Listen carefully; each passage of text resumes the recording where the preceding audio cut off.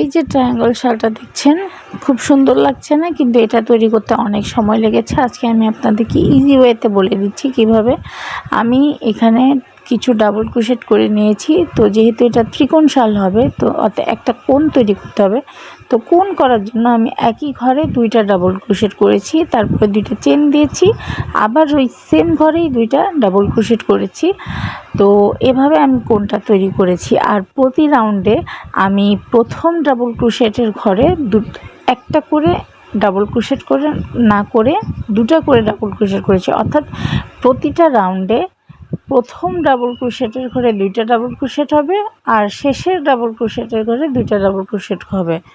তো এভাবে করে প্রতি রাউন্ডে দুইটা করে ডাবল ক্রোশেট তৈরি হবে। এভাবেই হচ্ছে আমি ডাবল ক্রোশেট দিয়ে শালটা তৈরি করছি। আর মাঝখানে যে ব্ল্যাক প্যাটার্নটা আছে, এই প্যাটার্নটাতে ডাবল ক্রোশেট করিনি। এই প্যাটার্নটাতে আমি একটা ডাবল ক্রোশেট করে দুটা চেন দিয়ে দুইটা ঘর ফাঁকা রেখে আরেকটা ডাবল ক্রোশেট করেছি।